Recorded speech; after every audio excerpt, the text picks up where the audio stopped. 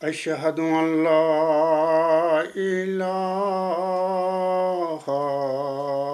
إلا الله وحده لا شريك له وأشهد أن محمدا عبده ورسوله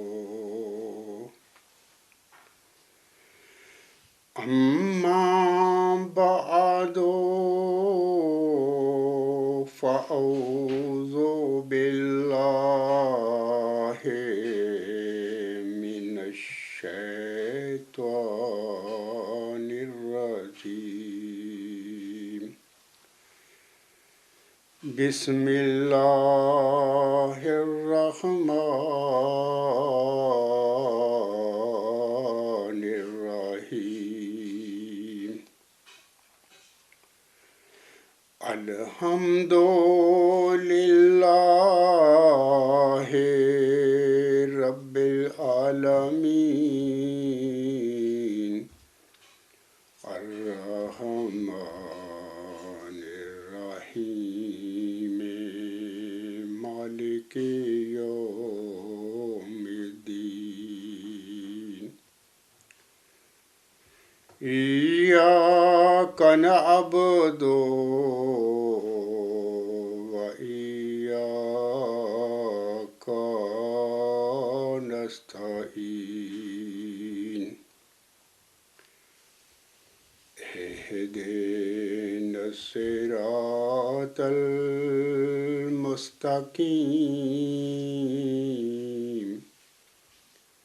صراط الذين أنعمت عليهم صراط الذين أنعمت عليهم غير المغضوب عليهم ولا الضالين۔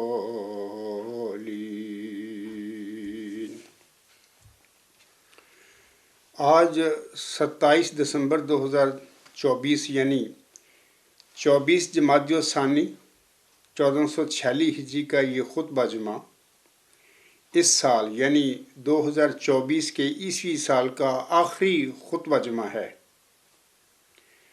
اور آئندہ 3 جنوری کا خطبہ جمعہ نئے سال یعنی 2025 کا جو عیسوی سال ہے اس کا انشاءاللہ تعالی پہلا خطبہ جمعہ ہوگا۔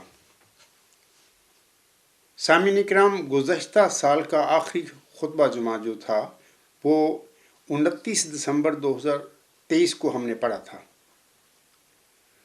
اور آج جو خطبہ جمعہ ہے آج 27 دسمبر 2024 کی تاریخ ہے۔ اس دوران ایک سال گزر گیا ہے، یعنی گزشتہ سال کے آخری خطبہ جمعہ اور ان سال کا جو آخری خطبہ جمعہ ہے ان کے درمیان ایک سال کا عرصہ گزر چکا ہے، لیکن ہم دیکھتے ہیں کہ ہمیں اس سال کے گزرنے کا کوئی پتہ نہیں چلا، کس طریقے سے یہ سال گزر گیا ہے ہمیں کوئی پتہ ہی نہیں۔ یعنی جب ہم دیکھتے ہیں پیچھے کہ کل کی بات ہے، کل اس عاجز نے، یعنی ایسے لگتا ہے جیسے کل کی بات ہے، خاکسار نے گزشتہ سال دسمبر میں 29 دسمبر 2023 کو آخری خطبہ جمعہ میں نے پڑھا تھا۔ تو آج جو خطبہ جمعہ پڑھ رہا ہوں تو ایک سال کے بعد پڑھ رہا ہوں۔ ایک سال کافی عرصہ ٹائم ہوتا ہے، لیکن یہ سال اس طرح گزرا ہے کہ ہمیں کچھ پتہ نہیں ہے کہ کس طریقے سے، مطلب کہ ہمارے سامنے سے ایک سال نکل گیا، ہماری زندگیوں میں سے ایک سال نکل گیا۔ تو بہرحال یہ آخری زمانے کی نشانیاں اور آخری زمانے کی علامتیں ہیں، کیونکہ جب ہم نبی پاک صلی اللہ علیہ وسلم کی احادیث کو دیکھتے ہیں تو آخری زمانے میں اس قسم کی صورتحال پیدا ہونی ہے کہ ہمیں پتہ ہی نہیں لگنا کہ وقت کس تیزی سے گزرنا ہے۔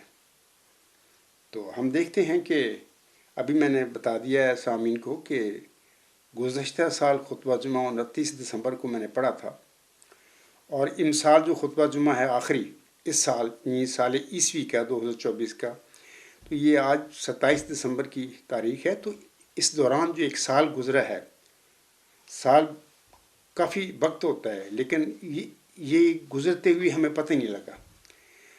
جس طرح میری کیفیت ہے، میں محسوس کر رہا ہوں کہ کچھ بھی پتہ نہیں لگا، ایک سال گزر گیا ہماری آنکھوں کے سامنے۔ اسی طرح میں سمجھتا ہوں کہ میرا جو خطبہ سننے والے سامعین ہیں وہ بھی یہی خیال کرتے ہوں گے، وہ بھی یہی سمجھتے ہوں گے کہ ان کے آگے بھی اس سال کے گزرنے کا کوئی پتہ نہیں لگا۔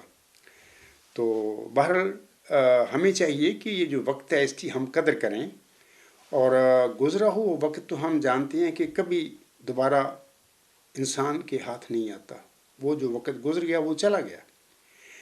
ہاں، ان ٹائم ہم جو اگر کوئی نیکی کا کام کرنا چاہتے ہیں، اگر اللہ تعالیٰ چاہے، اس کی رضا کے مطابق چاہے ہم سے، تو وہ ہم ان ٹائم کر سکتے ہیں، لیکن جب وہ دن گزر جاتا ہے تو دن وہ واپس نہیں آ سکتا۔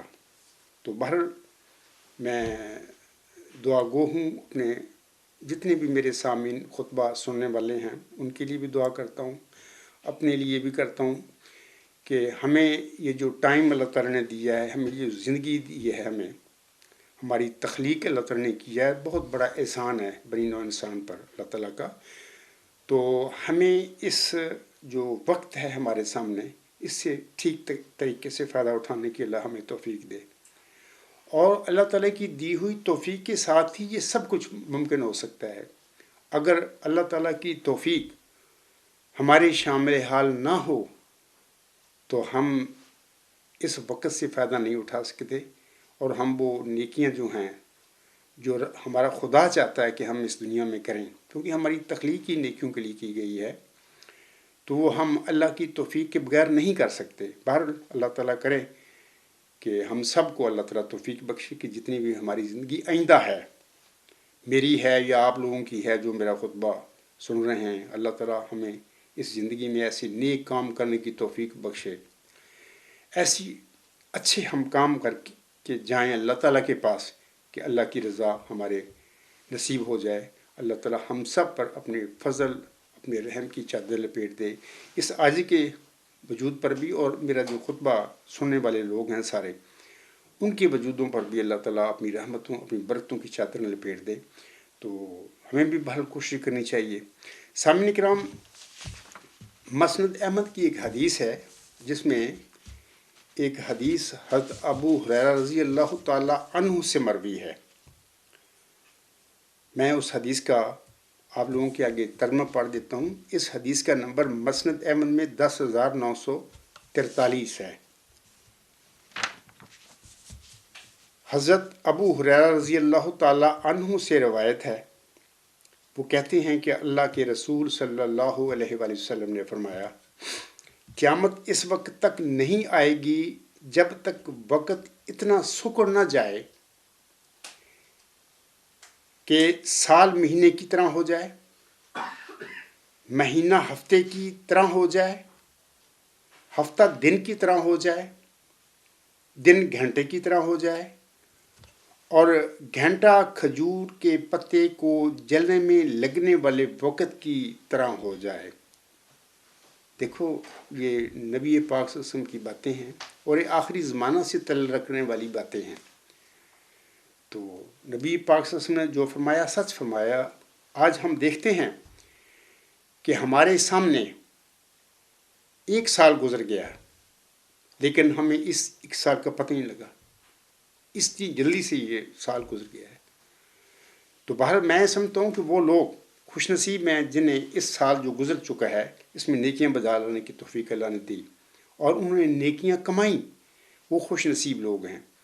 تو میں دعا کرتا ہوں کہ اے اللہ تعالیٰ، یہ جو نیا سال آ رہا ہے ہمارے لیے، تو اس سال میں بھی میں سمجھتا ہوں کہ اللہ تعالیٰ سے میری دعا ہے کہ میرے لیے بھی اللہ تعالیٰ مقدر کر دے نیکیاں، اور میرے جو سننے والے ہیں دوست احباب خطبہ جمعہ، اللہ تعالیٰ ان سب کے مقدمے نیکیاں بجا لانے کی توفیق بھی انہیں بخش دے، اور نیکیاں ان کے لیے ایسے ہی ہو جائیں سر انجام دینا کہ کوئی مشکل کام نہ ہو. تو بہرحال اللہ کرے ایسا ہی ہو. سامعین کرام، ایک شاعر گزرا ہے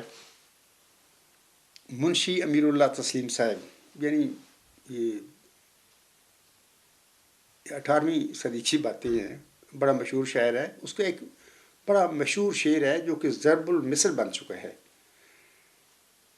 اپنے وہ شعر میں کہتے ہیں: صبح ہوتی ہے، شام ہوتی ہے، عمر یوں ہی تمام ہوتی ہے.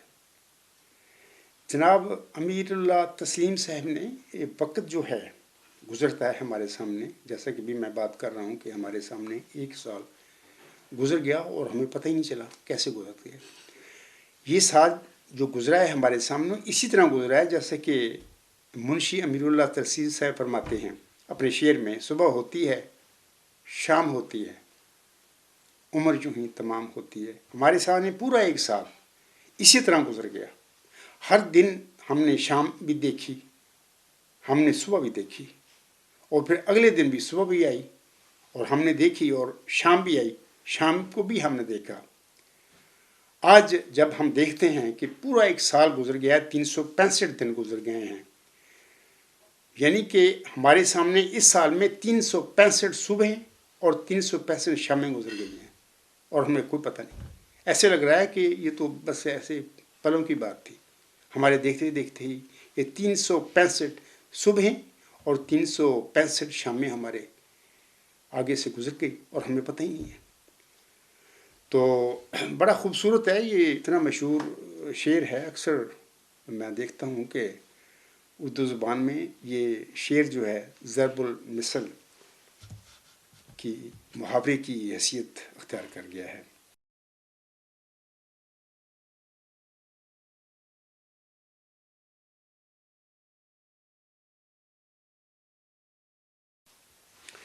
تو سامعین کرام، اب میں چاہتا ہوں کہ خطبے کے حوالے سے چند باتیں آپ لوگوں کے آگے کر دوں. اللہ تعالیٰ سورہ آل عمران کی آیات 186 اور 187 میں فرماتا ہے: کلو نفس ذائقۃ الموت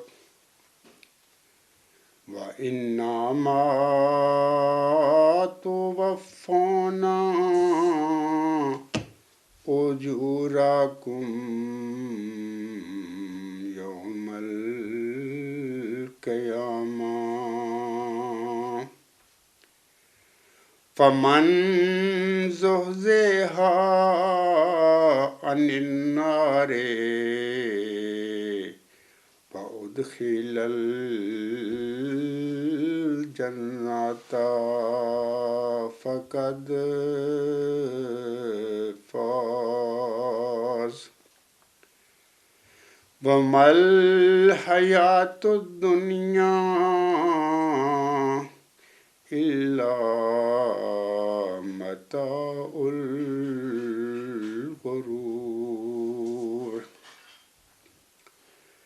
لَا تُبْلَوُنَّ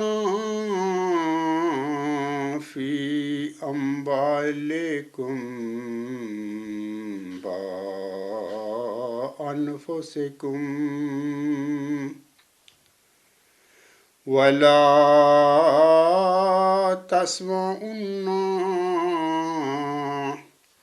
مِنَ الَّذِينَ أُوتُوا الْكِتَابَ مِنْ قَبْلِكُمْ وَمِنَ الَّذِينَ أَشْرَكُوا أَذًى كَثِيرًا وَإِن تَصْبِرُوا وَتَتَّقُوا فَإِنَّ ذَلِكَ من عزم الامور۔ سامعین کرام، یہ جو 2 آیات ابھی میں نے تلاوت کی ہیں سورۃ آل عمران کی آیت نمبر 186 اور 187، ان دونوں آیات میں اللہ تعالیٰ فرماتا ہے ہر جان موت کا مزہ چکھنے والی ہے اور قیامت کے دن ہی تم اپنے بھرپور اجر دیے جاؤ گے۔ پس جو آگ سے دور رکھا گیا اور جنت میں داخل کیا گیا تو یقیناً وہ کامیاب ہو گیا، وہ فلاح پا گیا۔ اور دنیا کی زندگی تو دھوکے کی عارضی جگہ ہے، یہ دنیا کی زندگی تو فخر و غرور، بڑائی جتانے کا جگہ ہے، جیسے کہ اللہ فرماتا ہے نا وَمَا الْحَيَاةُ الدُّنْيَا إِلَّا مَتَاعُ الْغُرُورِ، یعنی یہ جو جگہ ہے دنیا کی یہ متاع الغرور ہے، یعنی فخر و غرور اور بڑائی جتانا، لوگوں کے آگے فخر و غرور میں پھرتے رہنا، یہ اس قسم کی جگہ ہے جہاں پر یہ انسانوں کی نفس میں یہ چیزیں اللہ نے رکھ دی ہیں۔ تو اللہ سے بڑھ کر سچی بات کون بتاتا ہے یا جانتا ہے؟ تو میں کہہ رہا تھا کہ اللہ فرماتا ہے وَمَا الْحَيَاةُ الدُّنْيَا إِلَّا مَتَاعُ الْغُرُورِ، اور دنیا کی زندگی تو دھوکے کی عارضی جگہ ہے، فخر و غرور اور بڑائی جتانے کی جگہ ہے۔ اگلی آیت میں اللہ فرماتا ہے تم ضرور اپنے اموال اور اپنی جانوں کے معاملہ میں آزمائے جاؤ گے، اور تم ضرور ان لوگوں سے جنہیں تم سے پہلے کتاب دی گئی اور ان سے جنہوں نے شرک کیا بہت تکلیف دہ باتیں سنو گے، اور اگر تم صبر کرو اور تقوی اختیار کرو تو یقیناً یہ ایک بڑا باہمت کام ہے۔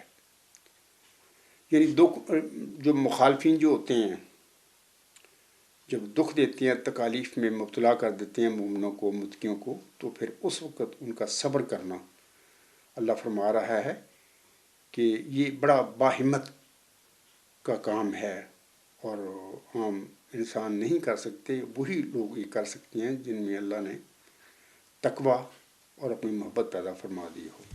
سامعین کرام، یہ جو ابھی میں نے 2 آیات سورۃ آل عمران کی پڑھی ہیں اور اس کا ترجمہ بھی آپ لوگوں کو پڑھ کر سنایا ہے، ان میں میں دیکھتا ہوں کہ 7 چیزیں ہیں جن کی طرف اللہ تعالیٰ نے مومنوں کی توجہ فرمائی ہے، اور میں ایک ایک کر کے اب ان کا نام لیتا ہوں آپ لوگوں کے آگے۔ پہلی بات یہ ہے کہ اللہ فرماتا ہے ان آیات میں کل نفس ذائقۃ الموت، ہر جان موت کا مزہ چکھنے والی ہے۔ یعنی کوئی انسان بھی جو اس دنیا میں پیدا ہوا وہ اس دنیا میں ہمیشہ نہیں رہ سکتا، ایک طبعی زندگی ہوتی ہے انسانوں کی، کوئی 50 سال زندہ رہا، کوئی 80 سال زندہ رہا، کوئی 100 سال بھی زندہ رہتے ہیں، بعض لوگ زیادہ عمری پانے والے، بعض شیر خارگی میں فوت ہو جاتے ہیں، بعض چھوٹی عمروں میں فوت ہو جاتے ہیں، لیکن ہر انسان جو پیدا ہوا ہے اس دنیا میں بہرحال اس نے موت کا مزہ ضرور چکھنا ہے۔ یہی بات اللہ فرماتا ہے کل نفس ذائقۃ الموت، ہر نفس نے موت کا مزہ چکھنا ہے۔ اب یہاں پر میں اپنے مسلمان جو بھائی ہیں ہمارے، ان کے حوالے سے کہتا ہوں کہ وہ ایک اتنی بڑی غلطی کر کے بیٹھی ہوئی ہیں کہ میں تو اکثر سمجھاتا رہتا ہوں، اور مرزا غلام احمد علیہ السلام جو تھے،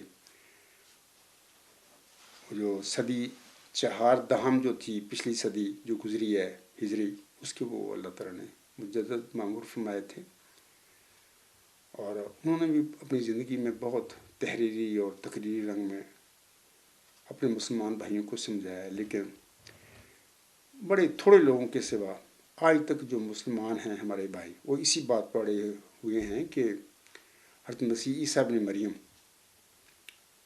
کو اللہ تعالیٰ نے صلیب سے بچایا اور بچا کے پھر اللہ تعالیٰ عثمان پر اٹھا کے لے گیا، حالانکہ یہ بات درست نہیں ہے۔ اللہ فرماتا ہے کہ کوئی جان بھی ایسی نہیں اس دنیا میں کہ جس کو موت نہ آئے۔ تو حضرت مسیح عیسیٰ ابن مریم سیدنا، یہ جو آنس ہم نے ہمارے آگے پیش ہوئی امت محمدیہ کی آگے رکھی ہوئی ہے کہ نزول مسیح عیسیٰ مریم، اس کے حوالے سے میں بات کر رہا ہوں کہ ہمارے مسلمان جو بھائی ہیں ان کا یہ عقیدہ ہی غلط ہے کہ حضرت مسیح عیسیٰ ابن مریم صلیب سے بچ کر آسمان پر اللہ تعالیٰ اسے اٹھا کے لے گیا۔ غلط بات ہے، کوئی انسان اس دنیا سے آسمان پر نہیں جا سکتا اس مادی جسم کے ساتھ۔ تو بہرحال اللہ تعالیٰ کرے کہ میرے مسلمان بھائی جو ہیں ان کو سمجھ آئے، ان کو اللہ شعور دے اور وہ اس حقیقت سے آگاہ ہو جائے کہ ہر جان جو ہے اس نے موت کا مزہ چکھنا ہے۔ اکثر مخالفین جو ہوتے ہیں مسلمان بھائی ہمارے جب اعتراض کرتے ہیں نا، وہ یہ کہہ دیا کرتے ہیں، مثال کے طور پر وہ کہا کرتے ہیں، اکثر میں نے سنا ہے ان کے منہوں سے کہ جی وہ حضرت مسیح عیسیٰ ابن مریم آسمان پر اللہ تعالیٰ اٹھا کے لے گیا، اب آخری زمانے میں اللہ تعالیٰ ان کو بجسم انسی کے ساتھ نازل فرمائے گا اور دمشق کے سفید مینارے پر اتریں گے، تو پھر وہ اپنا آنسم نے جو فرمایا اتنی زندگی وہ پائیں گے، 45 سال کے قریب آتا ہے حدیثوں میں، اور دین اسلام کا فتح اور غلبہ دیکھ کر اس دنیا میں، یا دین اسلام کو فتح اور غلبہ کا رنگ دے کر پھر وہ فوت ہوں گے، پھر فوت ہوں گے، یعنی پہلے وہ فوت نہیں ہوئے طبی زندگی میں، اوپر آسمان پر چلے گئے اور اب 2000 سال سے وہ آسمانوں پر بیٹھے ہوئے۔ یہ باتیں ساری میں بڑے معذرت کے ساتھ کہوں گا اپنے مسلمان بہنوں بھائیوں اور بزرگوں سے، یہ باتیں عقل سے خلاف ہیں، عقل سے دور ہیں۔ اللہ تعالیٰ آپ لوگوں کو سمجھ دے۔ دوسری بات جو اللہ تعالیٰ نے اس جو آیات ہیں ان میں یہ بتائی ہے، اور قیامت کے دن ہی تم اپنے بھرپور اجر دیے جاؤ گے، یعنی یہ جو ہم نیکیاں بجا لاتے ہیں اس دنیا میں، ہر انسان کوشش کرتا ہے، نیک فطرت انسان جو ہوتا ہے وہ نیکیاں بجا لاتا ہے، ہر دن بجا لاتا ہے، تو یہ جو ہم نیکیاں اس دنیا میں بجا لاتے ہیں اس کی اصل جزا بھرپور جو ہے ہمیں قیامت کے دن ہمیں اللہ تعالیٰ بخشے گا۔ یہی اللہ کا وعدہ ہے۔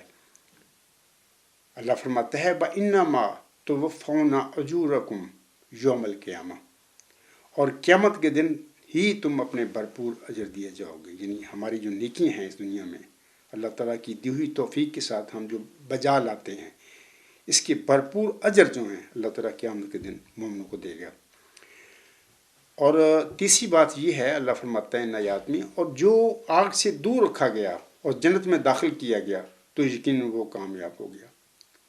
دیکھیں نا، اس دنیا میں تو لوگوں کی کامیابی اور کامرانی کے جو معیار ہیں اور ہیں، کچھ لوگ کہتے ہیں کہ پیسے اکٹھے ہو جائیں، دولت اکٹھی ہو جائے، بڑی کامیابی ہے، ہم کامیاب ہو گئے۔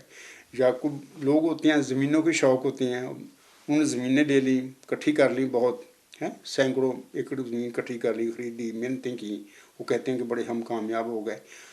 تو کچھ لوگ کاروبار ہوتے ہیں ان میں وہ نفع کماتے ہیں، اپنے کاروباروں کو بڑھاتے ہیں، ایک مل سے دو مل، 2 سے 4 مل، وہ کہتے ہیں ہمارے اتنے کارخانے بن گئے، وہ ہم بڑے کامیاب ہو گئے ہیں، لیکن اللہ تعالیٰ ان کو کامیابی قرار نہیں دیتا۔ یہ دنیا کی مایا ہے، یہ دنیا کی مٹی ہے، مٹی کی طرح یہ چیزیں ہیں۔ اللہ فرماتا ہے پس جو آگ سے دور رکھا گیا اور جنت میں داخل کیا تو یقیناً وہ کامیاب ہو گیا۔ صرف اصل کامیابی یہی ہے کہ اللہ تعالیٰ ہمیں آگ سے بچائے، دور کر رکھے اور جنت میں اپنی میں داخل کر دے۔ یہی انسان کی، مومنوں کی کامیابی ہے اصل۔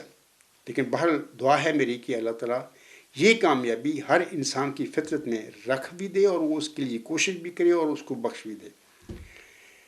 چوتھی جو بات اس آیات میں کی گئی ہے وہ یہ ہے، اللہ فرماتا ہے وَمَا الْحَيَاةُ الدُّنْيَا إِلَّا مَتَاعُ الْغُرُورِ، اور دنیا کی زندگی جو ہے فخر و غرور، بڑائی جتانے کی جگہ ہے۔ یہاں پر یہی بات ہوتی ہے کہ ہر انسان اپنے آپ کو بڑا بنا کر دکھاتا ہے لوگوں کے آگے کہ میں بہت بڑا ہوں۔ جس کو اللہ تعالیٰ خوبصورت شکل و صورت دے دیتا ہے، اس کو خوبصورت اولاد دیتا ہے، تو وہ اپنی آپ پر اور اپنے بچوں پر بڑا فخر کرتا پھرتا ہے، بڑائی جتاتا پھرتا ہے اس دنیا میں، جبکہ ایسا نہیں کرنا چاہیے۔ ہمیں ان لوگوں کی طرف بھی دیکھنا چاہیے کہ جن کی بیچاروں کی واجبی سی شکلیں ہیں یا جن کے رنگ بیچاروں کے سیاہ ہیں، تو وہ بھی ہمارے بنی آدم ہوتے ہوئے ہمارے بھائی ہیں۔ اور اس دنیا میں جس انسان کو اچھی شکل و صورت مل گئی، صحت تندرست مل گئی، یا اس کو صحت مند اولاد اور اچھی شکل و صورت کی اولاد مل گئی، اس کو چاہیے کہ ان باتوں پر، یہ دنیاوی چیزیں ہیں عارضی، ان پر وہ فخر و غرور نہ کرے۔ تو لیکن اللہ فرماتا ہے وَمَا الْحَيَاةُ الدُّنْيَا إِلَّا مَتَاعُ الْغُرُورِ، یہ جو دنیا ہے نا، یہ متاع الغرور ہے، یہاں پر فخر و غرور، بڑا جتانا، بس یہی لوگوں کی فطرت میں یہ باتیں ہیں، اللہ کی طرف سے رکھی گئی ہیں، بات وہ کرتے بھی ہیں، لیکن اللہ چاہتا ہے کہ میرے بندے یہ کام نہ کریں۔ اللہ چاہتا ہے کہ یہ جو میں نے بندے تخلیق کیے ہیں، اپنی آخرت کا فکر کریں، آخرت کے لیے سرمایہ جمع کریں، نیکیاں، آخرت کا سرمایہ کیا ہے؟ وہ نیکیاں ہیں۔ جتنی ہم نیکیاں کر سکتے ہیں، ہمیں چاہیے کہ وہ ہم نیکیاں سر انجام لائیں۔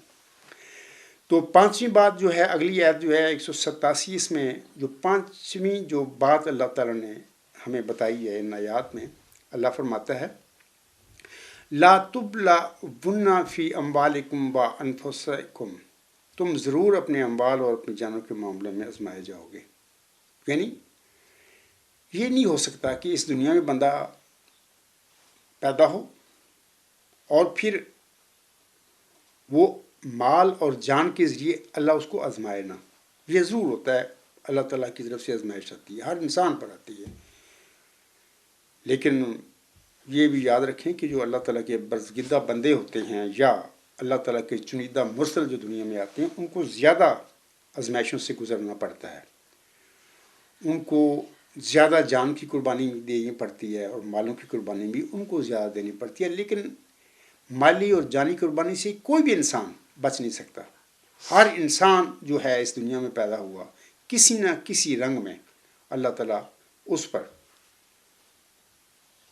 جانوں کے حوالے سے بھی اس کی آزمائش کرتا ہے اللہ تعالیٰ، اور مالوں کے حوالے سے بھی کرتا ہے۔ بعض اوقات اللہ تعالیٰ بڑی خوبصورت اولاد دیتا ہے لیکن وہ فوت ہو جاتی ہے۔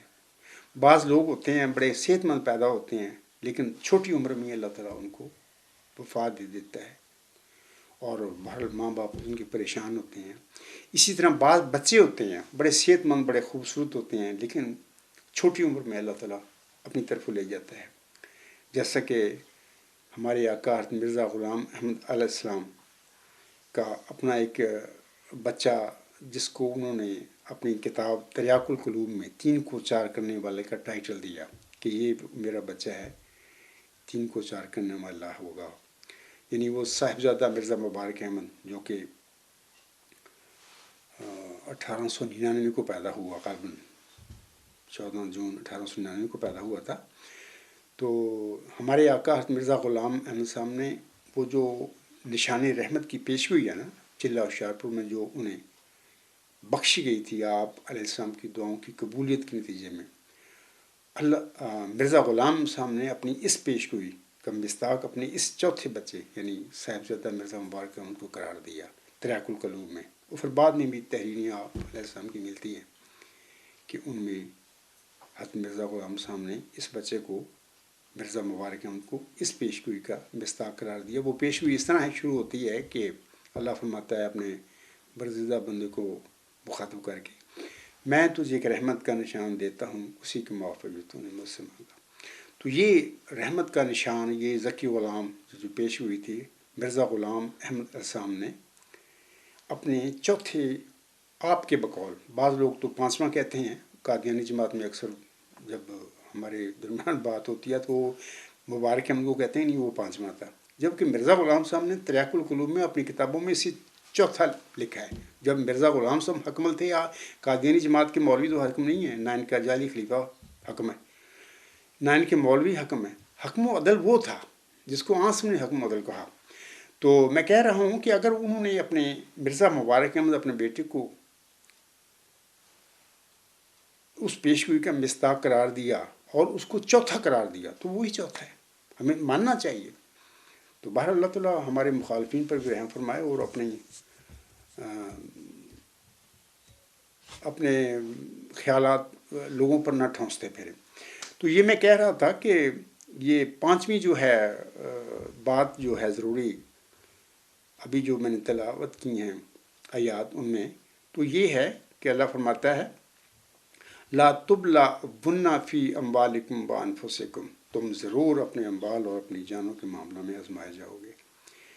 تو چھٹی بات جو ہے اللہ تعالیٰ نے اپنی ان آیات میں فرمائی، اور بطور خاص 187 جو آیت ہے اس میں فرمائی ہے، اللہ فرماتا ہے وَلَا تَسْمَعُنَّ مِنَ الَّذِينَ أُوتُوا الْكِتَابَ مِنْ قَبْلِكُمْ وَمِنَ الَّذِينَ أَشْرَكُوا أَذًى كَثِيرًا، اور تم ضرور ان لوگوں سے جنہیں تم سے پہلے کتاب دی گئی اور ان سے جنہوں نے شرک کیا بہت تکلیف دہ باتیں سنو گے۔ تو یہ بھی اللہ نے بتا دیا، اور یہ بھی حق اور سچ بات ہے۔ ہم دیکھتے ہیں کہ اس وقت دنیا میں کیا ہو رہا ہے۔ دیکھیں، سال سے زیادہ ہو گیا، 7 اکتوبر 2023 کی بات ہے، یہ جو فلسطین میں جو قتل و غارت یہودیوں نے شروع کی ہوئی ہے، اور نیتن یاہو جو ان کا لیڈر ہے، وزیر اعظم ہے، جو اس نے جنگ شروع کر رکھی ہے، میرا آج تک میں نے سنا ہے کہ 45,000 سے زیادہ بچے، عورتیں، مرد بیچارے وہ شہید کر دیے گئے۔ حالانکہ ٹھیک ہے، پہلے یہ جو کچھ حماس کی طرف سے ہوا واقعہ وہ درست نہیں تھا، نہیں کرنا چاہیے تھا ان کو، ہم اس کو اپریشیٹ نہیں کرتے، وہ غلط بات تھی۔ لیکن آگے جو اس وقت بنی اسرائیل یعنی یہودی کر رہے ہیں، تو وہ کتنا ظلم کر رہے ہیں۔ مثال کے طور پر اگر انہوں نے ایک بدلہ لینا تھا بھی، ان کے 1,000 یا 1,500 بندے پکڑ لیے ادھر حماس کے لوگوں نے جا کے، تو زیادہ تر 1,500 یا 2,000 4,000 بندے مسلمانوں کے شہید کر دیتے، اور اس کے بعد ان کا بدلہ پورا ہو جاتا۔ لیکن آج تک بھی وہ ان کا جو لیڈر ہے، وزیر اعظم ہے، وہ جنگ بند کرنے کے لیے تیار نہیں ہے، اور 45,000 سے زیادہ بچے، مرد، عورتیں، خواتین وہ شہید اگرچہ کر چکا ہے۔ ابھی بات فلسطین تک نہیں، آگے لبنان پر حملہ کر دیا جا کے، پھر شام پر حملہ کر کے اس کو بھی تباہ کر دیا، اور اسی طرح ہم دیکھتے ہیں کہ عراق کا پہلے تو بہت برباد انہوں نے پہلے کی ہوئی ہے۔ تو میں دیکھتا ہوں کہ دیکھیں یہ کون لوگ تباہی کرنے والے لوگ ہیں، یہ یہودی ہیں۔ اس آیت میں اسی بات کا اللہ نے ذکر فرمایا ہے کہ وَلَا تَسْمَعُنَّ مِنَ الَّذِينَ أُوتُوا الْكِتَابَ مِنْ قَبْلِكُمْ وَمِنَ الَّذِينَ أَشْرَكُوا أَذًى كَثِيرًا، اور تم ضرور ان لوگوں سے جنہیں تم سے پہلے کتاب دی گئی تھی اور ان سے جنہوں نے شرک کیا بہت تکلیف دہ باتیں سنو گے۔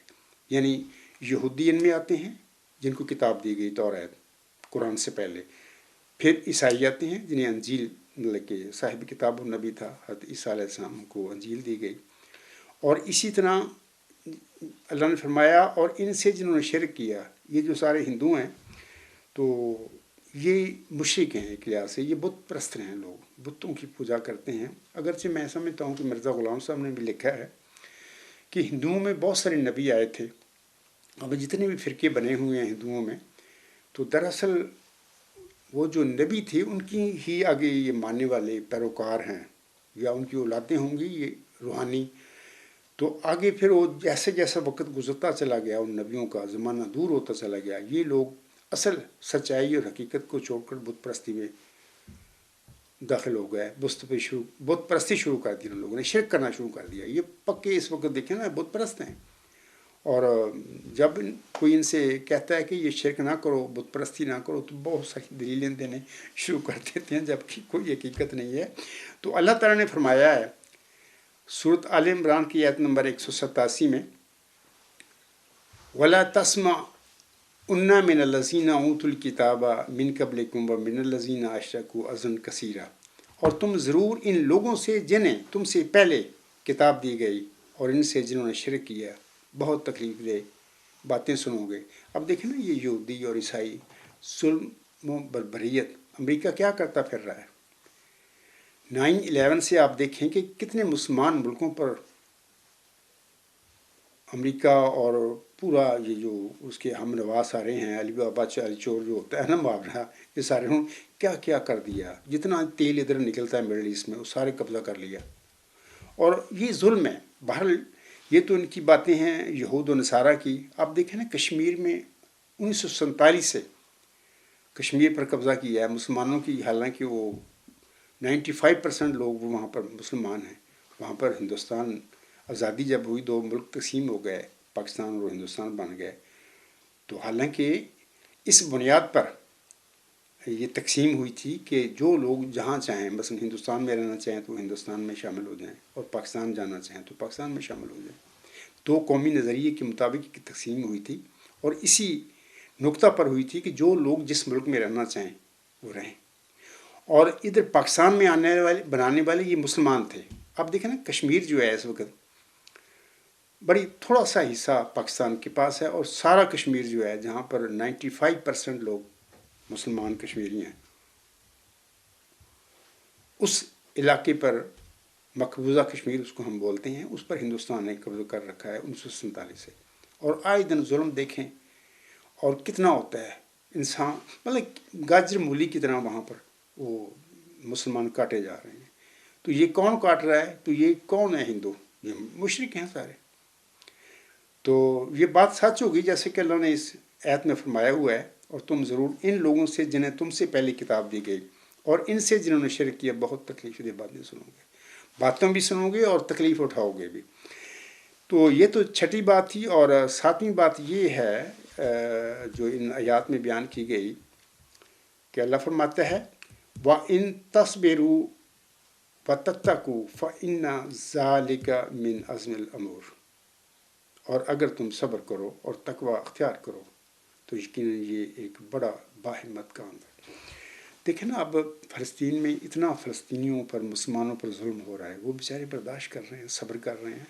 ایک لحاظ سے ان کی مجبوری بھی ہے، صبر کے علاوہ ان کے پاس چارہ بھی کوئی نہیں ہے، لیکن صبر کر بھی رہے ہیں بیچارے، ان کے پاس کوئی طاقت نہیں ہے.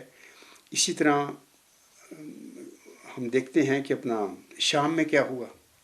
مطلب کہ وہاں پر شام میں تو ایسا ہوا کہ وہ جو ان کا صدر جو بھاگ گیا رشیا، تو بشار الاسد وہی ظلم کرتا رہا 30 سال. یعنی اپنے ملک کے باشندوں پر بھی وہ ظلم کرتا رہا. تو بہرحال اسی طرح ہم دیکھتے ہیں کہ عراق میں ظلم ہوا. کنہوں نے کیا؟ یہودیوں اور عیسائیوں نے کیا. کون تھے وہ لوگ؟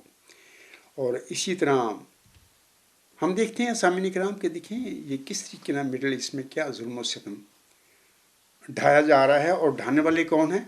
یہودی اور عیسائی. اور میں سمجھتا ہوں کہ یہ جو مسلمان بادشاہ بیٹھے ہوئے ہیں وہاں پر قبضے کر کے مڈل ایسٹ میں بعض ملکوں پر اپنی حکومتیں بنا کے بیٹھے ہیں، اس ظلم و ستم میں ان کا بھی دخل ہے، وہ بھی حصے دار ہیں. بہرحال اس دنیا میں جیسے کہ شروع میں نے بتایا ہے کہ اللہ تعالیٰ نے فرمایا ہے وَإِنَّمَا تُوَفَّوْنَ أَجُورَكُمْ يَوْمَ الْقِيَامَةِ. اور قیامت کے دن ہی تم اپنے بھرپور اجر دیے جاؤ گے. اس دنیا میں تو اگر کوئی کسی انسان پر ظلم کرتا ہے تو بعض اوقات مجبور جو ہوتا ہے، مظلوم ہوتا ہے، اس پر طاقت نہیں ہوتی، وہ بدلہ بھی نہیں لے سکتا. لیکن قیامت کے دن ہر ظالم کو اس کے ظلموں کی پھر اللہ سزا دے گا، لیکن قیامت کے دن خود اللہ تعالیٰ دے گا. یہ جو پھر مڈل ایسٹ میں جو ظلم ہو رہا ہے عام مسلمانوں پر، کرنے والے یہودی بھی ہیں، عیسائی بھی ہیں. اور یہ جو اس خطے کے بعض ممالک کے بادشاہ جو ہیں وہ بھی اس ظلم میں وہ شامل ہیں، کیونکہ وہ ان کی آنکھوں کے سامنے ظلم ہو رہا ہے مسلمانوں پر، اور وہ خاموش بیٹھے ہوئے. حالانکہ سب کچھ ہے ان کے پاس، طاقت بھی ہے، روپیہ پیسہ بھی ہے ہر لحاظ سے، لیکن وہ بات کرنے کے لیے تیار نہیں ہیں. اور اپنی حکومتیں جو کہ جبر سے قائم کی ہوئی ہیں بادشاہتیں، وہ ان کی حفاظت کے لیے، ان کے قائم کرنے کے لیے وہ بولنے کے لیے تیار نہیں ہیں. بہرحال اللہ تعالیٰ ان پر رحم فرمائے. شام ہے، اس طرح لبنان ہے، یہ سارے ملکوں پر ہم دیکھتے ہیں کہ عیسائیوں اور یہودیوں نے کتنا ظلم کیا ہوا ہے. اور میں سمجھتا ہوں کہ یہ قرآن کریم کی باتیں بالکل سچ ہو گئی ہیں. اور پھر اللہ تعالیٰ فرماتا ہے وَإِن تَصْبِرُوا وَتَتَّقُوا فَإِنَّ ذَلِكَ مِنْ عَزْمِ الْأُمُورِ. اور اگر تم صبر کرو اور تقوی اختیار کرو تو یقیناً یہ ایک بہت بڑا باہمت انسانوں کا کام ہے. صاحب ہمت، جو صاحب ہمت لوگ ہوتے ہیں ان کا کام ہے. تو کیونکہ اگر کوئی ظلم کرتا ہے، کتنا بھی کوئی مسکین ہو، مظلوم ہو، کتنا بھی کمزور ہو، باہر اس کو دکھ تو ہوتا ہے. پھر اگر اس میں طاقت ہو تو پھر وہ بدلہ بھی لیتا ہے. لیکن اللہ فرماتا ہے کہ جو لوگ صبر کریں گے طاقت ہوتے ہوئے، پھر اپنے پر جو ظلم ان پر ہو چکا ہے اس کا بدلہ نہیں دے گی، تو اللہ نے ایسے لوگوں کو پسند کیا ہے۔ اللہ کا حکم بھی یہی ہے کہ تم صبر کرو اور تقوی اختیار کر لو، چھوڑ دو۔ تو سامعین کرام، یہ کچھ باتیں تھیں، یہ آیات جو ابھی میں نے تلاوت کی ہیں سورۃ آل عمران کی آیت نمبر 186 اور 187، اس حوالے سے۔ تو اس کے بعد سامعین کرام کچھ اور باتیں میں آپ لوگوں کو بتاتا ہوں۔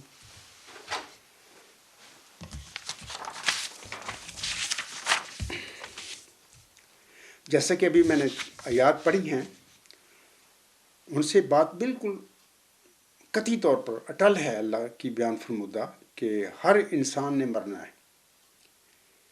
اور اسی حوالے سے اللہ تعالیٰ نے سورۃ رحمان میں بھی یہی بات فرمائی ہوئی ہے، جیسے کہ اللہ فرماتا ہے کلو من علیہ فان و یبقی وجہ ربک ذو الجلال والاکرام، یعنی اس زمین پر جتنے ہیں سب فانی ہیں، صرف رب کا چہرہ باقی ہے جو بزرگی اور انعام والا، جلال والا ہے۔ بس وہی رب ہمارا جو ہے، جو ہمارا پیدا کرنے والا ہے، وہی واحد لا شریک ہمیشہ کی زندگی والا ہے، جو کبھی فنا نہ ہوگا۔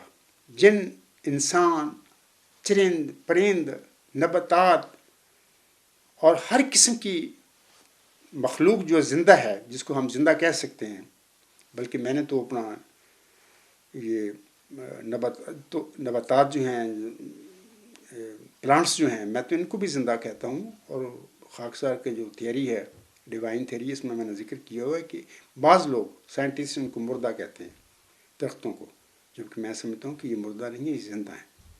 اور یہاں تک میں کہتا ہوں یہ اللہ کا فہم ہے، اللہ نے علم دیا ہے مجھے کہ یہ جو پہاڑ، ماؤنٹین، زمین ہے، یہ بھی زندہ ہے، لیکن پہاڑوں، زمین کا یہ جو زندگی کا لیول ہے، لوئسٹ لیول ہے، لیکن آگے درخت ہیں، جانور ہیں، انسان ہیں، ان کی زندگی کا معیار بلند ہے۔ تو لیکن میں کہہ رہا تھا کہ جتنی بھی اس دنیا میں تخلیق کردہ چیزیں ہیں، جاندار ہیں، ان سب نے مرنا ہے۔ اسی طرح فرشتے ہیں اور جو بھی طبیعتی مخلوق جو ہے، غیر مادی مخلوق، سب نے مرنا ہے، اور صرف اللہ وحدہ لا شریک دوام اور باقی رہنے والا اور باقی رہ جانے والا وجود ہے۔ سامعین کرام، وہی وجود پہلے بھی تھا اور آخر پر بھی وہی رہ جائے گا، باقی سب مر جائیں گے۔ اور صلب آدم سے جتنی اولاد پیدا ہونے والی تھی سامعین کرام، وہ پیدا ہو جائے گی، پھر سب موت کے گھاٹ اتر جائیں گے، اور پھر مرنے کے بعد سارے پھر قیامت برپا ہوگی، اللہ قیامت قائم کرے گا، اور تمام مخلوق کو ان کے اعمال کے مطابق، خواہ ان کے عمل جیسے بھی تھے، اچھے تھے، ان کو اچھی جزا ملے گی، اور جن کے برے اعمال تھے ان کو اللہ تعالیٰ سزا دے گا اور پوچھے گا کہ تم نے یہ برائیاں کیوں کی۔ تو اللہ تعالیٰ سے دعا ہے کہ اللہ تعالیٰ ہم سب کو نیکیاں بجا لانے کی توفیق بخشے۔ حضرت علی رضی اللہ تعالیٰ عنہ فرماتے ہیں، حضور صلی اللہ علیہ وآلہ وسلم کے انتقال کے بعد ہمیں ایسا محسوس ہوا کہ گویا کوئی آ رہا ہے۔ ہمیں پاؤں کی چاپ سنائی دیتی تھی، لیکن کوئی شخص دکھائی نہیں دیتا تھا۔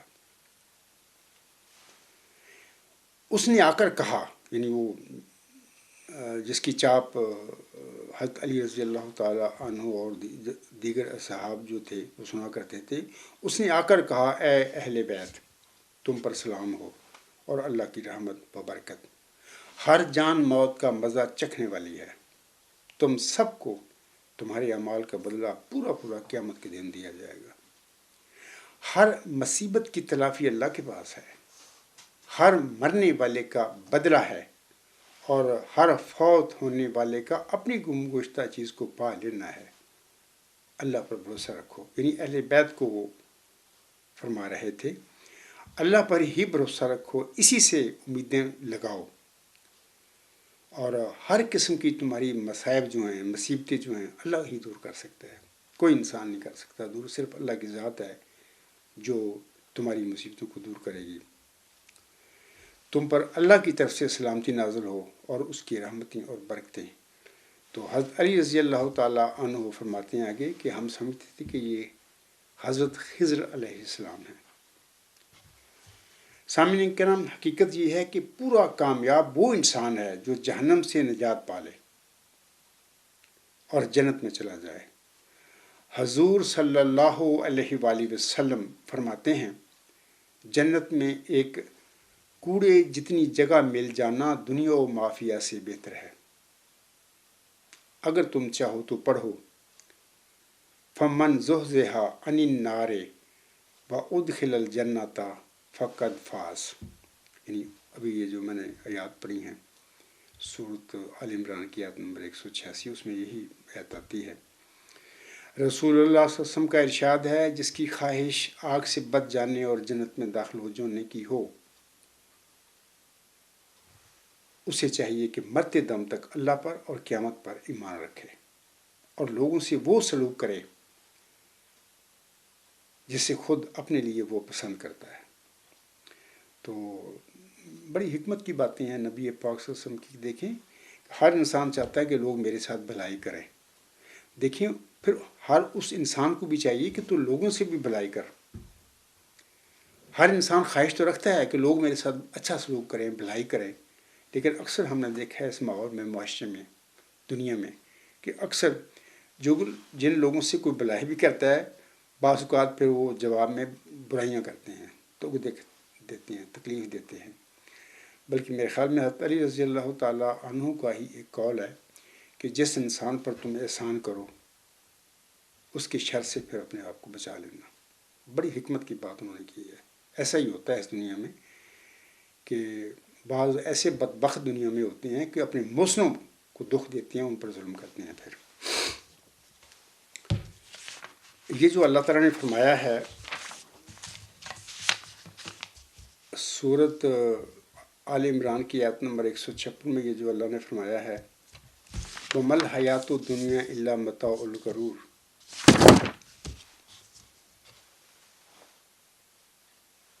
دنیا کی حقارت اور ذلت بیان ہو رہی ہے ان الفاظ میں جو اللہ تعالیٰ نے ہمیں فرمائے ہیں یا آسم پر نازل کی ہیں۔ یہ نہایت ذلیل، فانی اور زوال پذیر چیز ہے۔ کیا کون سی چیز؟ یہ دنیا۔ جیسا کہ اللہ تعالیٰ قرآن کریم میں فرماتا ہے، سورۃ اعلیٰ میں فرماتا ہے، بل تؤثرون الحیاۃ الدنیا والآخرۃ خیر وابقیٰ۔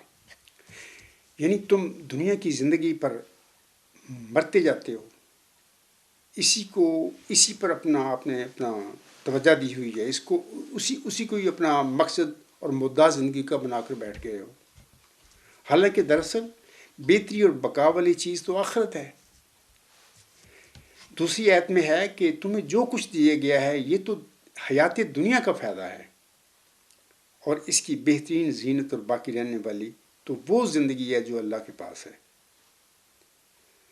ایک حدیث میں آتا ہے کہ اللہ کی قسم، مطلب کوئی صحابی کہتے ہیں، اللہ کی قسم دنیا آخرت کے مقابلے میں صرف ایسی ہی ہے جیسی کوئی شخص، یعنی پیارے نبی حضرت محمد مصطفیٰ صلی اللہ علیہ وسلم کے منہ سے یہ الفاظ نکلے ہیں۔ کوئی صحابی بیان کرتا ہے کسی حدیث میں، اللہ کی قسم دنیا آخرت کے مقابلے میں صرف ایسی ہی ہے جیسے کوئی شخص اپنی انگلی سمندر میں ڈبولے، اور اس انگلی کے پانی کو سمندر کے پانی کے مقابلے میں کیا نسبت ہے؟ آخرت کے مقابلے میں سامعین کرام دنیا ایسی ہی ہے۔ حضرت قتادہ رحمہ اللہ تعالیٰ کا ارشاد ہے، دنیا کیا ہے؟ ایک یوں ہی دھوکے کی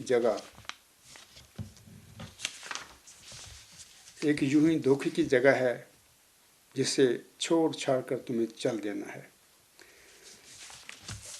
میں یہاں پر خواجہ میر درد ہیں، ہمارے بڑے مشہور صوفی شاعر ہیں اردو زبان کے، اور ہندوستان میں بڑے مشہور ہیں، اور ہمارے جماعت احمدیہ جو ہے ان میں بھی لوگ بہت اچھی طرح جانتے ہیں خواجہ میر درد صاحب کو۔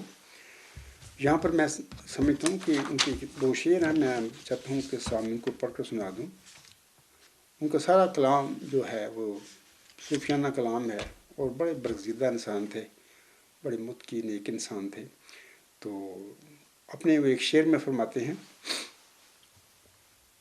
مدرسہ یا دیر تھا یا کعبہ یا بت خانہ تھا، مدرسہ یا دیر تھا یا کعبہ یا بت خانہ تھا، ہم سبھی مہمان تھے یہاں، ایک تو ہی صاحب خانہ تھا.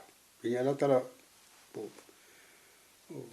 فرما رہے ہیں، اللہ تعالیٰ کی حضور یہ بات وہ کہہ رہے ہیں، مدرسہ یا دیر تھا یا کعبہ یا بت خانہ تھا، ہم سبھی مہمان تھے یہاں، ایک تو ہی صاحب خانہ تھا. وائے نادانی کے وقت مرگ یہ ثابت ہوا. یعنی یہ ایسا شعر ہے کہ جو ضرب المثل بن گیا اردو زبان میں. وائے نادانی کے وقت مرگ یہ ثابت ہوا، خواب تھا جو کچھ کے دیکھا، جو سنا افسانہ تھا. دیکھیں نا وہی بات جو شروع میں نے کی ہے سامعین سے، کہ ایک سال گزر گیا، ہمیں اس سال کے گزرنے کا کوئی پتہ نہیں لگا. ایک سال پہلے جو بچے پیدا ہوئے تو وہ اب سال کے ہو چکے ہیں. تو لیکن ہمیں یہ سال جو گزرا ہے اس کی 365 صبح اور 365 شاموں کا ہمیں کوئی پتہ نہیں، حالانکہ ہمارے سامنے گزری ہے. تو یہی بات خواجہ میر در صاحب اپنے شعر میں فرماتے ہیں، وائے نادانی کے وقت مرگ یہ ثابت ہوا، خواب تھا جو کچھ کے دیکھا، جو سنا افسانہ تھا.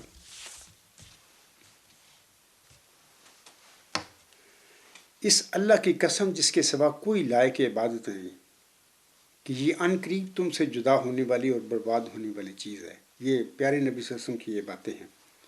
پس تمہیں چاہیے کہ ہوش مندی برتو اور یہاں اللہ کی اطاعت کر لو اور طاقت بھر نیکیاں کما لو. اور اللہ کی دی ہوئی طاقت کے بغیر تو انسان نیک اعمال بجا ہی نہیں لا سکتا. یہ اللہ کی دی ہوئی توفیق کے ساتھ سب کچھ یہ ہوتا ہے. اللہ تعالیٰ کرے ہمیں اللہ کی توفیق بھی نصیب ہو جائے اور اس کے ساتھ پھر ہم اپنی آخرت کے لیے بھی کچھ کام کریں، نیکیاں جمع کریں، نیک کام کریں، غریبوں مسکینوں مظلوموں کے کام آئیں. اس وقت دنیا کا کیا حال ہے؟ باقی دنیا کو چھوڑیں، پاکستان کا دیکھ لیں. میں چونکہ پاکستانی نژاد ہوں، پاکستان میں کتنی غربت ہے، لوگ خودکشیاں کر رہے ہیں بھوک سے، بیمار ہیں، ان کے پاس علاج کے لیے پیسے نہیں ہیں. تو اس وقت میں سمجھتا ہوں کہ یہ جو لوگ ہیں ادھر یورپ میں آ گئے چھوڑ کے، اور ان میں میں بھی ہوں پاکستان سے آنے والا، تو ہمیں چاہیے کہ اس سے فائدہ اٹھائیں. اور اگر اللہ نے ہمیں کچھ توفیق بخشی ہے، ہمارے پاس کچھ مال و دولت ہے، ہمیں چاہیے کہ ان غریبوں اور مسکینوں پر خرچ کریں، ان بیماروں پر خرچ کریں، ان کے کام آئیں. سامعین کرام، یہی چیزیں ہیں جو ہمارے آخرت میں ہمارے کام آئیں گی. ایک حدیث ہے میں نے سنی ہوئی کہ اللہ تعالیٰ قیامت میں لوگوں سے فرمائے گا، دیکھو لوگوں، میں ننگا تھا لیکن تم لوگوں نے مجھے کپڑے نہیں دیے، میرے سر پر کچھ چھت نہیں تھی لیکن تم لوگوں نے مجھے مکان نہیں بنا کر دیا تھا، میرے پاؤں میں جوتے نہیں تھے. میں یہ جو باتیں کر رہا ہوں مطلب کہ خلاصہ کے طور پر کر رہا ہوں. میرے پاؤں میں جوتے نہیں تھے، تم لوگوں نے مجھے جوتے لے کر نہیں دیے. میں بھوکا تھا، تم لوگوں نے مجھے کھانا نہیں کھلایا. حالانکہ اب اللہ تم نا ایسی وجود ہو سکتا ہے جو بھوکا ہو، جس کے پاس چھت نہ ہو، جس کے پاس جوتے نہ ہو. یہ چیزیں تمثیلی رنگ میں اللہ تعالیٰ نبی پاک صلی اللہ علیہ وسلم سے منہ سے باتیں یہ نکلی ہیں کہ اللہ ایسا کرے گا اپنے بندوں کے آگے کہ دیکھو تمہارے پاس سب کچھ میں نے دیا تھا لیکن تم نے بھوکھوں کو کھانا نہیں کھلایا. جو غریب مسکین تھے، بغیر مکان کے رہ رہے تھے سڑکوں پر، ان کو تم نے مکان بنا کر نہیں دیے. اور جن کے کپڑے نہیں تھے تم لے کے دے سکتے تھے لیکن تم نے انہیں کپڑے نہیں لے کر دیے.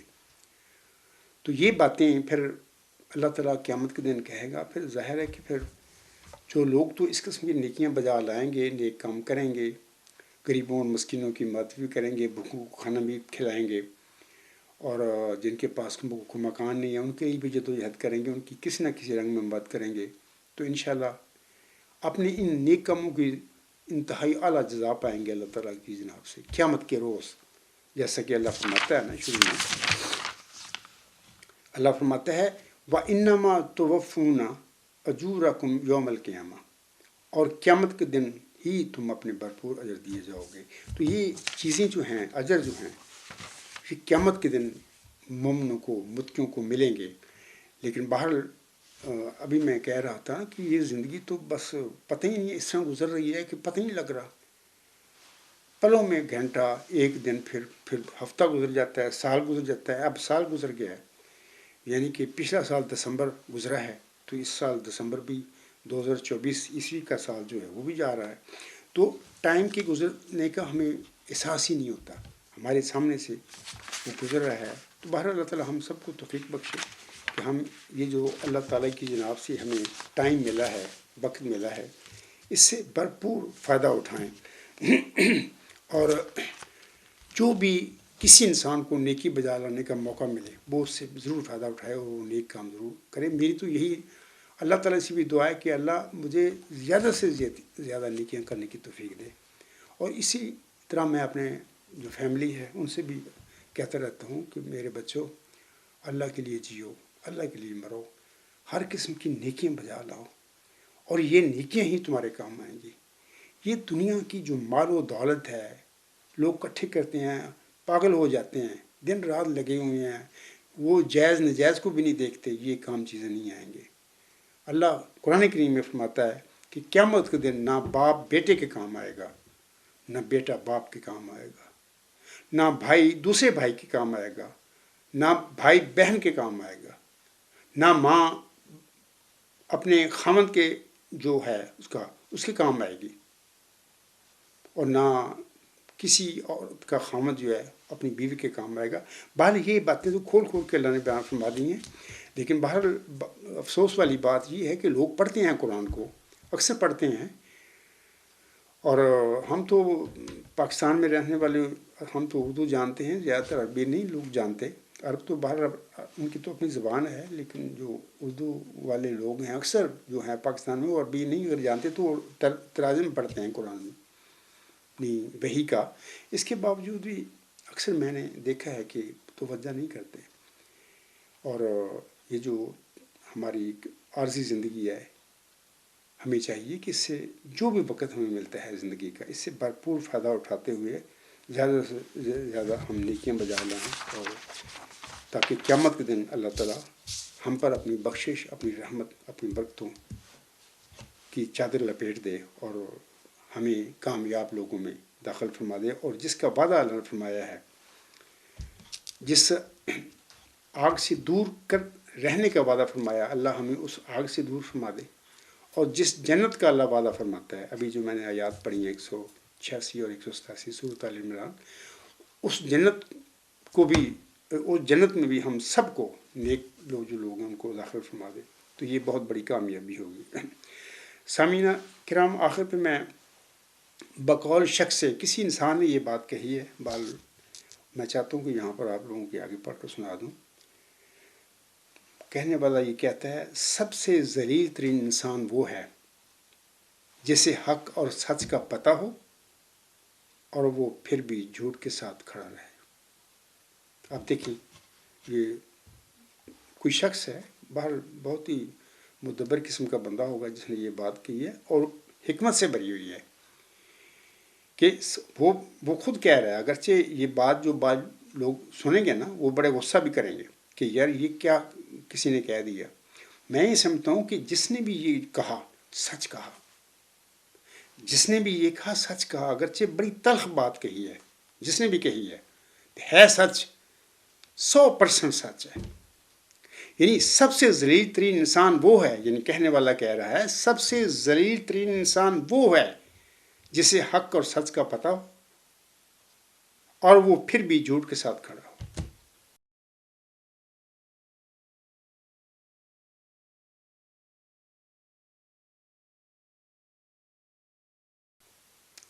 تو اب میرے سامعین جو ہیں جن کے آگے میں اس وقت خطبہ جمعہ پڑھ رہا ہوں، وہ بھی یا بعد میں جو لوگ میرے خطبہ جمعہ آج یہ جمعہ دے رہا ہوں سنیں گے، ان سب سے میرا سوال ہے کہ خود اپنا فیصلہ کر لیں. اور پھر یہ جو شخص ہے جس نے یہ بات کہی ہے، یہ الفاظ کہے ہیں، تو پھر اپنے حوالے سے خود ہی فیصلہ بھی دے دیں کہ آپ کہاں کھڑے ہوئے ہیں. کیا آپ حق اور سچ کے ساتھ کھڑے ہوئے ہیں، یا کیا آپ سچ اور حق کو جانتے ہوئے جھوٹ کے ساتھ کھڑے ہیں. بہرحال یہ عارضی زندگی ہے، کسی وقت بھی کسی کو بھی موت آ سکتی ہے، موت کا کوئی پتہ نہیں. تو اللہ تعالیٰ میرے جو سامعین ہیں سننے والے ان کو سمجھ دے، فہم دے اور اپنی آخرت کو بچائیں. یہ چند روزہ زندگی کو اس پر توجہ نہ اتنے دے. جائز رنگ میں اللہ تعالیٰ نے ہمیں حکم دیا ہے کہ اپنے آپ کا بھی، اپنے نفس کا بھی، اپنے بچوں کا بھی، اپنی فیملی کا بھی خیال رکھو. وہ تو حق ہے انسانوں کا. لیکن اس دنیا کے لیے مرنا، اس کے لیے جینا، صبح شام ہلکان ہو جانا، دن رات جائز نجائز ہر قسم کا روپیہ پیسہ اکٹھے کرتے پھرنا، یہ ہلاکت ہے. بہرحال میں اس کو ہلاکت سمجھتا ہوں، اور میری دعا بھی ہے اور میں سامعین کو بھی کہوں گا کہ اس ہلاکت سے بچو. یہ چند روزہ زندگی ہے، یہاں پر کسی نے نہیں رہنا، نہ میں رہنا نہ آپ لوگوں نے رہنا ہے. ہم نے ایک دن مر کے اللہ کے حضور قیامت برپا ہوگی، تو ہمارے جو اعمال ہیں اس کے مطابق اللہ تعالیٰ ہمیں جزا یا سزا بخشے گا. تو بہرحال اللہ تعالیٰ کرے میرے جو سامعین ہیں سمجھ جائیں، اور اپنے حوالہ سے جو اب یہ کسی مدبر کے الفاظ میں پڑھے ہیں اس کے حوالے سے خود اپنے متعلق خود فیصلہ کر لیں. پھر آخر میں پڑھ دیتا ہوں.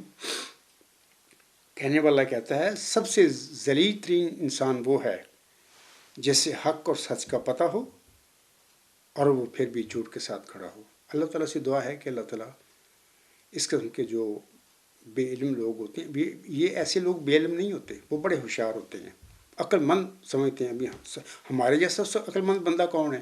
وہ ان کے یہ دعویٰ ہوتا ہے، ان کے اندر کیڑا ہوتا ہے دماغ میں کہ ساڑھے تو عقل مند کون ہے بندہ. جانتے ہیں، حق اور سچ کو جانتے ہوئے وہ جھوٹ کے ساتھ کھڑے ہوتے ہیں، کیونکہ جھوٹ کے ساتھ ان کی دنیا ہوتی ہے. تو بہرحال اللہ تعالیٰ سے دعا ہے کہ اللہ تعالیٰ ان کو بھی اپنی آخرت بچانے کی توفیق بخشے، اور ان کا سینہ روشن کر، ان پر رحم فرما، کیونکہ تیرے رحم کے بغیر تو پھر کچھ بھی نہیں ہو سکتا. اگر تو چاہے تو اس قسم کے جو غافل لوگ ہیں ان کو بھی تو آگ سے بچا سکتا ہے. اللہ کرے ایسا ہی ہو. سامعین کرام، اللہ تعالیٰ کا ہر مرسل جو ہوتا ہے حق پرستوں کے گروہ یا خاندان یا برادری سے ہوتا ہے. جتنے بھی رسول پیارے نبی حضرت محمد مصطفیٰ صلی اللہ علیہ وسلم سے پہلے گزرے ہیں، 1,24,000 ایون آسم، اور اس کے بعد جتنے بھی مجددین اور برزیدہ بندے یہ دنیا میں آئے ہیں معمور ہو کر، اللہ تعالیٰ نے جنہیں الہام کے ساتھ کھڑا کیا، میں یہ سمجھتا ہوں یہ سارے جو انسان ہیں حق پرستوں کے گروہ یا خاندان یا برادری سے تعلق رکھنے والے ہیں یا پہلے تھے. اسی طرح سامعین کرام، حضرت امام حسین رضی اللہ تعالیٰ عنہ بھی حق پرستوں کے گروہ میں شامل تھے. تبھی تو انہوں نے کوئی جان کی پرواہ نہیں کی.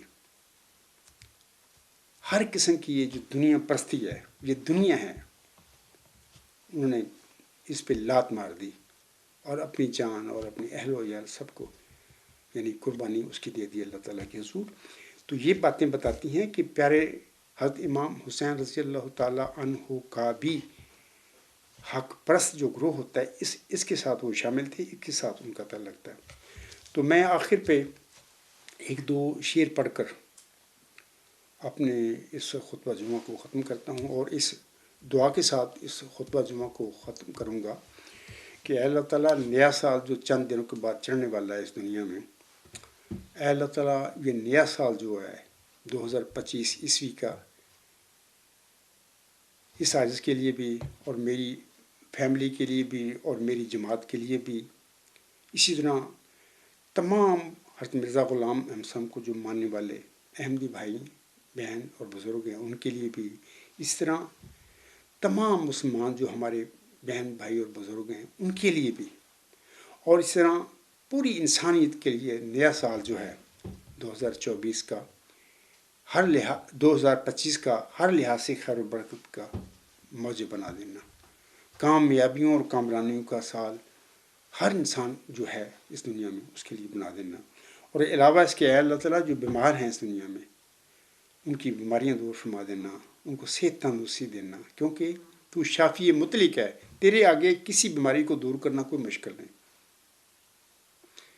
اسی طرح جو پریشان ہیں اللہ تعالیٰ سے دعا ہے میری کہ اے اللہ ان کی نئے سال میں پریشانیاں دور فرما دینا. اور جو طالب علم ہیں بیچارے دن رات محنت کرتے ہیں اپنی پڑھائی کے لیے، پاس ہونے کے لیے، کامیاب ہونے کے لیے، اے اللہ ان کی خاص مدد فرمانا 2025 میں، ان سب طلباء کو کامیابیوں اور کامرانی سے نواز دینا اور ان پر رحم فرمانا اور ان کو ترقیات بخشنا. تو میں سمجھتا ہوں کہ میرے جو خطبہ سننے والے سامعین ہیں وہ بھی یہی دعا کریں گے پوری بنی نوع انسان کے لیے کہ اے اللہ نیا سال جو ہے عیسوی 2025 کا پوری انسانیت کے لیے کہ تو اس سال کو خیر و برکت کا سال بنا دے. یہ جو دنیا میں قتل و غارت ہو رہی ہے، فساد برپا ہے، آپ دیکھ رہے ہیں کیا ہو رہا ہے دنیا میں، مڈل ایسٹ میں کیا ہو رہا ہے، کشمیر میں کیا ہو رہا ہے، اور بہت ساری دنیا کے ایسے خطے ہیں جہاں پر تباہی آئی ہوئی ہے، کوئی بھوک سے مر رہا ہے، کوئی قتل و غارت کی زد میں ہے. اللہ سے دعا ہے کہ اے اللہ جو نیا سال جو 2025 کا اب چند دنوں کے بعد شروع ہو جائے گا، اس سال کو ہر قسم کے جو مصیبت زدہ لوگ ہیں تو ان کی مصیبتیں بھی دور فرما دینا اور ان کو اپنی جناب سے اپنی خیر و برکت بخش دینا، ہر لحاظ سے خیر و برکت بخشنا.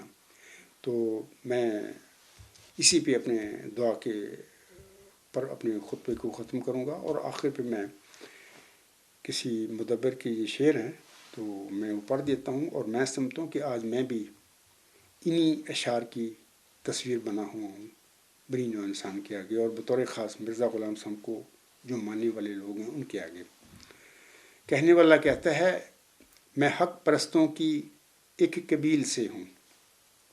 آج میں بھی یہی کہتا ہوں، میں حق پرستوں کی ایک قبیل سے ہوں، جو حق پہ ڈٹ گیا اسی لشکر قلیل سے ہوں. میں یوں ہی دست و گریباں نہیں زمانے سے. سامعین کرام سنیے، میں یوں ہی دست و گریباں نہیں زمانے سے، میں جس جگہ پہ کھڑا ہوں کسی دلیل سے ہوں.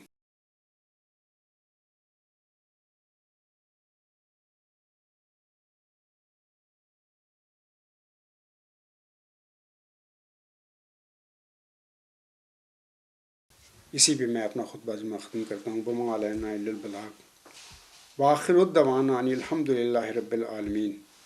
فالحمد للہ اولا و آخرا و ظاہرا و باطنا، ہوا مولانا نعم المولا و نعم النصیر و نعم الوکیل.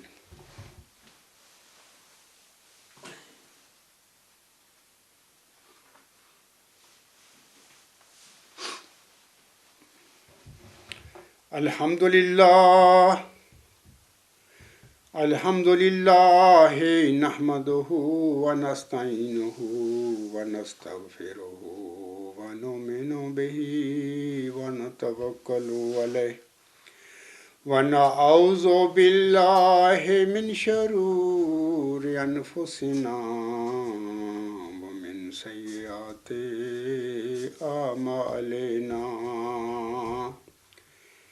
من يهده الله فلا مضل له ومن يضلله فلا هادي له.